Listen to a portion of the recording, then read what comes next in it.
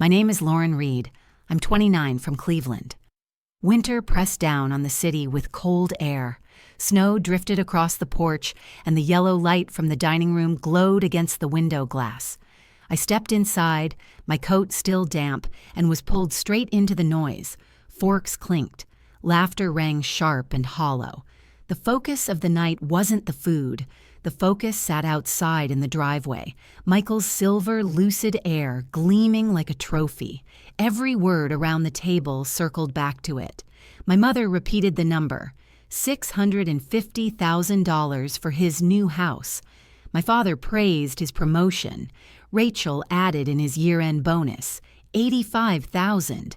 The compliments came one after another, a choir singing one song. Michael leaned back, eyes narrowed, smile fixed, as if receiving an award. I held a glass of water and felt the chill seep into my hand. In the middle of warmth and noise, the cold felt sharper than anything else. The table overflowed with roast meat, open wine bottles, light catching on crystal glasses. Yet I was invisible. Every conversation swerved past me. Each time I opened my mouth to speak, someone cut in. The spotlight snapped back to Michael, his running pace at 7:45, his New York business trip, the modern kitchen in his new house. No one asked how I was doing. No one mentioned the work I had done. They built a castle with words and placed Michael on the throne. I sat at the far end, surrounded by shadow and the faint music drifting from the living room. The wall clock ticked. Each second stretched like a drawn string. Michael turned his head. His eyes brushed over me and stayed just long enough for the room to fall quiet. His smile curved higher, a small cut at the corner of his mouth. He lowered his gaze, paused, then raised it again. Every eye turned toward me. The chandelier overhead flared. Forks froze. Metal against porcelain went silent. Michael's voice broke the stillness, slow and deliberate. So, still jobless? The words dropped onto the table like a stone hitting glass. The wine in his glass shivered, red light splitting across the surface. I didn't answer. I sat still, silent, while the air thickened. In that silence, shame burned, but so did the start of a turn no one saw coming. I want to pause here for a moment. I'd love to know where in the world this story is reaching you. Leave me a comment and let me know. And don't forget to subscribe. Your support is what drives me to keep creating better stories. Thank you for being here and listening. The table buzzed again after Michael's question. My mother leaned forward, elbows on the table, her smile sharp as glass. 7:45 pace, she said, tapping her fork against her plate for emphasis. That's what your brother runs now, can you imagine? That kind of discipline, that kind of drive. Rachel chimed in with a little clap, almost like a cheerleader at the sideline of a game. My father nodded, lifting his wine with solemn pride. Michael shook his head as if he wanted to be humble, but the smirk across his face betrayed him. Then my mother delivered the second blow. And the bonus! $85,000 this year. That's what happens when you work hard, when you stay focused. She lingered on those words. Work hard, like they were meant to slice. The room hummed with agreement, everyone except me.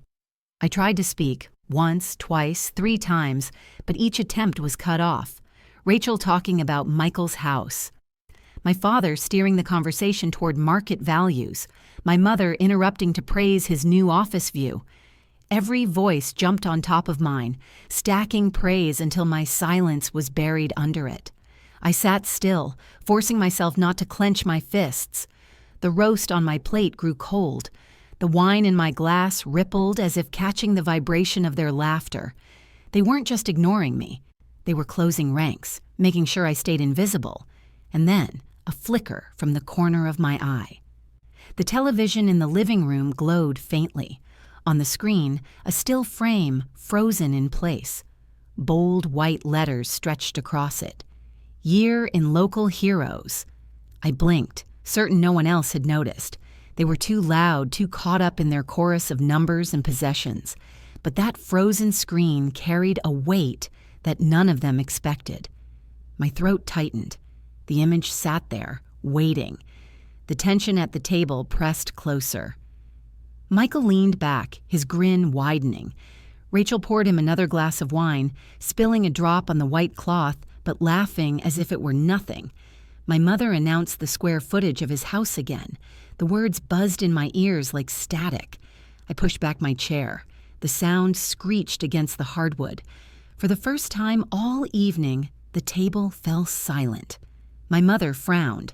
My father froze mid-sip. Rachel cocked her head. Michael arched his brow, daring me to explain. I didn't. I rose from my seat without a word. My footsteps carried me away from the table, away from their spotlight, into the quieter air of the living room. The remote lay crooked on the couch cushion. My arm brushed against it as I passed. The plastic rolled, dropped to the floor, and clattered across the wood. Every head turned. The remote spun in place, rattling once, twice before it stopped. A single red light blinked. The television came alive. The screen flared bright, filling the room with a glow no one could ignore. The voice of the anchor rose above the clatter of forks and glasses. Tonight, we honor the recipients of the City Valor Medal 2023. Among them, Lauren Reed, recognized for her actions during the Lakewood incident. The footage rolled. A bus filled the frame, its windows blackened with smoke. Flames licked the roof, then me, my jacket streaked with soot, my hands gripping the doorframe as I pulled children down one by one. Sirens howled in the background, the kind of sound that made every muscle in the body seize. The camera caught my voice cutting through the chaos, steady, sharp, commanding the frightened crowd to move back. The table went silent. No one chewed. No one breathed too loud. I didn't explain. I didn't look around for approval. I fixed my eyes on the screen, letting it play. If they wanted to know who I was, they could watch, like everyone else in this city had watched. The report continued. Reed's actions at Lakewood prevented multiple fatalities. For courage under pressure, she received the City Valor Medal, the highest civilian honor. The footage shifted again. Me standing at City Hall, medal pinned to my chest, my expression tired but unshaken. Applause echoed from the recording. From the table came a low cough. David, the neighbor who had joined for dinner, leaned forward. His voice was calm but carried across the frozen room. I covered it. I was there. Everything you're seeing, it's true. His words cut sharper than the broadcast. My mother's face drained of color. My father cleared his throat but said nothing. Rachel pressed her napkin to her lips, eyes darting between me and the screen. Michael didn't move. His fork hovered mid-air, his jaw clenched tight, a muscle ticking at the corner. Then, as the footage replayed me guiding an older man through the smoke, Michael reached for his wine. His hand shook. The stem slipped through his fingers. Glass crashed against porcelain, splitting into jagged pieces. Red liquid gushed across the table, racing over the white cloth, dripping in dark streaks onto the carpet below. The stain spread wide, pooling like fresh blood under the chandelier's glare. And still the room stayed locked in silence, every eye pinned on me, waiting, no one willing to speak first. Honor played on the screen, and the man who mocked me sat frozen, his smirk erased. The broadcast looped, replaying my face, my actions, my medal. Around the table, chairs creaked as everyone shifted, their eyes drawn to me. The air that had once brimmed with laughter now hung heavy with unease. My mother's lips parted as if to speak, but no words came. She set her fork down too quickly, the clatter sharp against porcelain. My father's hand hovered above his glass, unsure whether to lift it or hide it. Their rehearsed pride for Michael had nowhere to land. Grace broke the silence. She leaned forward, her voice sharper than I had ever heard it. "Are you serious? All this time you've paraded Michael, and none of you thought to ask about Lauren? Not once?" The words sliced through the room. My mother flinched. Michael shifted in his chair, anger flashing across his pale face. Rachel pressed her napkin to her mouth, but couldn't cover the flush rising on her cheeks. Grace pressed on. "You cut her off at every sentence. You hold up bonuses like trophies. You laugh when Michael mocks her. And yet when her honor is broadcast across the city, you sit here stunned like you've been lied to. But you lied to yourselves. The silence after her words was worse than shouting. My mother avoided my eyes. Rachel's gaze dropped to her plate. Michael clenched his fists under the table, knuckles whitening. Then, the unexpected happened. My father, the man who always rushed to defend Michael, lowered his head. His shoulders sagged. For the first time, he didn't step in. He didn't shield his son. He let the weight of Grace's words hang. The room seemed smaller, the light dimmer. The space that had once been Michael's stage was collapsing around him. Rachel pushed her chair back. The legs screeched against the floor. She stood, eyes wet but defiant, and without a word she left the table. The door frame swallowed her, and the sound of her footsteps faded down the hall. The family was cracking, and everyone knew it. The room stayed unsteady after Rachel left. Forks rested cold on plates, the food untouched. Into that uneasy silence, a guest's voice rose from the far end of the table. "So, Lauren," he asked carefully, "what about the mentorship program, the one the paper mentioned, and that mobile pantry? You've been running that too, right?" Every head turned. The questions hung in the air, a mirror held to the family's blindness. I could see the confusion ripple across their faces. My mother blinked as though she'd misheard. My father shifted in his seat, his jaw tight. Before I could answer, Linda, an old family friend, spoke up. Her tone carried none of the softness the others used for Michael.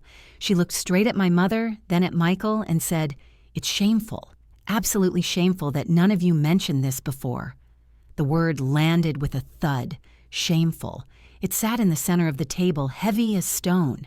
My mother's face went rigid. Rachel's chair, still empty, seemed louder now in its absence. Michael stared at his hands, the shattered wine glass already cleaned but not forgotten. I drew a breath, steady and even. "I'm not here to list my work," I said. "I don't need applause. What I need is a boundary. If you ask, I'll answer. But I won't perform for you. Not tonight. Not ever again." The silence that followed was different. Not the silence of dismissal, but the silence of people caught off guard, unable to argue. My words didn't fill the room with pride. They carved out space instead, a line drawn sharp and final. For once, I didn't feel erased. I felt solid, present, undeniable. Michael finally looked up, his mouth open but the words tangled, his voice cracked. "Edited? It must have been edited." The attempt sounded weak, flimsy, nothing like the confidence he had carried into the night. And as his stammer trailed off, the balance of the table shifted again. The room had not recovered after Linda's blunt words and Michael's broken defense. The table sat heavy with food no one touched. Wine glasses stood like props in a play that had lost its script. Silence spread from one end to the other, and every second made it harder to breathe. At last, my mother spoke. Her tone was softer than before, stripped of triumph, but it carried a tremor. "Why didn't you tell us?" The answer rose without hesitation. "You never asked." The words didn't rise, didn't shout. They landed flat, clean, and undeniable. And because they were so plain, they cut deeper than anger ever could.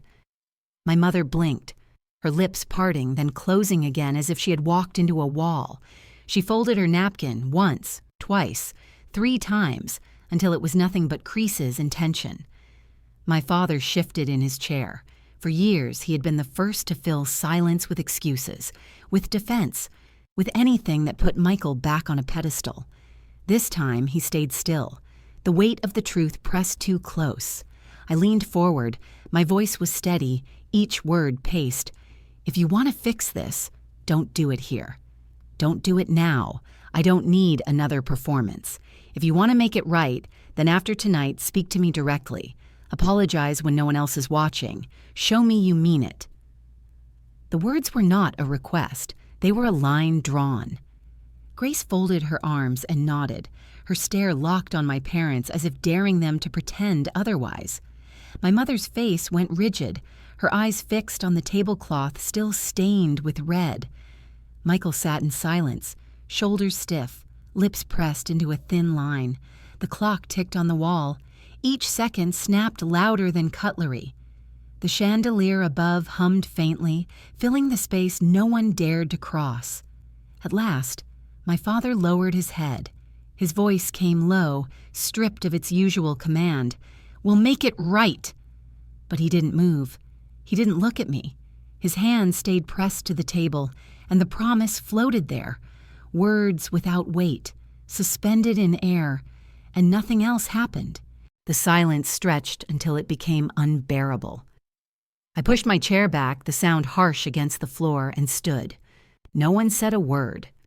Their eyes followed me, but their mouths stayed closed. At the coat rack, I pulled down my heavy jacket. The fabric was cold against my arms, the weight of it a shield between me and the table I was leaving behind. I slid my gloves on, buttoned the collar tight, and felt the room shrink with every movement. Snow pressed against the windows, flakes tumbling fast under the porch light. I reached for the door, my hand brushing the brass handle, when a vibration jolted from my pocket. My phone screen lit up with a new email. The subject line read, "Grant approval. Community pantry expansion." I stared at it, frozen for a moment. The timing was perfect, almost brutal. While my family sat in silence, still unwilling to see me, the outside world was opening another door. The work they mocked, the efforts they ignored, someone else had chosen to believe in it. I slipped the phone back into my pocket and turned to the sideboard by the entryway. A family photo sat in a polished frame. All of us were smiling, posed, caught in an image of harmony that never truly existed. I lifted it, studied the faces for one long second, then set it back down face first. The soft thud echoed across the hall. Let them sit with that empty space. Let them measure what had been erased. No one moved to stop me. No one spoke up. The weight of my steps was the only sound as I turned back to the door. The lock clicked. Cold air rushed in, biting at my skin. I stepped onto the porch. Snow crunched under my boots, white flakes swirling in the wind. I drew a deep breath, and in the glow of the porch light, my breath rose in a sharp white cloud. Proof that I was gone.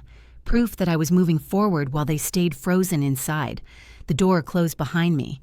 Snow fell steady as I walked down the steps.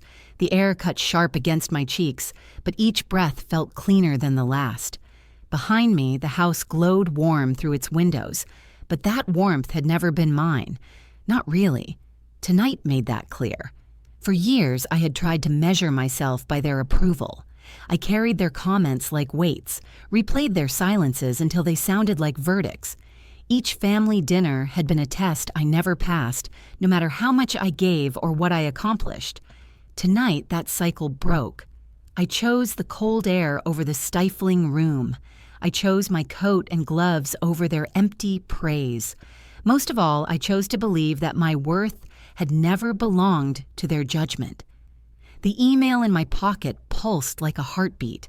A pantry expansion grant, confirmation that the work I built mattered beyond these walls, that strangers believed, that neighbors trusted, that the hours I spent away from this table had value. I didn't need my family to validate it, the city already had. But walking away wasn't only about recognition, it was about boundaries. Respect isn't measured by applause, it's measured by listening. Tonight proved how little they listened, until they were forced to. They ignored my voice until it boomed through a television broadcast, undeniable in public. And even then, their first instinct wasn't to celebrate, but to question why I had kept it from them. The answer was simple. They had never asked. That was the heart of it. They didn't fail to know me because I hid. They failed because they didn't look, and no medal, no broadcast could repair that gap. Only accountability could. Grace's defense had been rare, sharp, unexpected. It showed me that not everyone at that table was lost. And my father's bowed head, his whisper of, "We'll make it right," though still hollow, hinted at the possibility of change. But change wasn't mine to force. It was theirs to attempt if they ever chose to. Forgiveness, I realized, is not surrender. It doesn't mean walking back into the fire and pretending not to feel the burns. Forgiveness is only possible when someone holds themselves accountable. Without that, forgiveness is just another performance, one I refuse to stage, so I set my own rule. I would meet them when they came with honesty, not performance. I would open the door when their words matched their actions. Until then, distance was not cruelty. Distance was survival. I walked further down the path, the snow crunching under my boots. Each step carried me deeper into the night, but not into isolation. Out here, the air was crisp, the sky wide. Out here, I wasn't shrinking to fit their frame. Somewhere behind me, in that house, they were still sitting in silence. They still had the photo turned face down. They still had the wine stains spreading like a wound across the tablecloth. Maybe they would remember that moment as shame. Maybe they would let it fade. That choice belonged to them. What belonged to me was the certainty that I didn't need to beg for their approval. I didn't need to twist myself small just to be included. I chose respect for myself over their applause. And in that choice came a strange peace. Not the brittle peace of silence, but the kind that comes when you stop apologizing for existing. The kind that comes when you draw a line and refuse to let it be crossed again. Family, I understood now, isn't about shared blood or shared houses. It's about listening.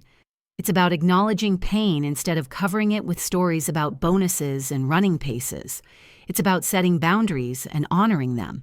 It's about forgiveness, but only when those who hurt you take responsibility. Maybe one day they would meet me at that line. Maybe one day my father would lift his head and match his words with action. Maybe my mother would learn that pride is hollow if it silences love. Maybe Michael would see that worth isn't measured in cars or houses or bonuses. But until then, I walked on. Snow swirled around me, stinging but honest. My breath rose in white clouds, fading into the night sky. Each step carried me further from their silence and closer to my own ground. This was my lesson, written not in applause or approval, but in the cold clarity of a winter night. To choose myself, to listen when others don't, to set boundaries sharp enough to hold, to forgive only when the other side is ready to take responsibility. That was family. Not the performance, not the silence, but the responsibility to hear and to honor. And if they never met me there, I would still keep walking.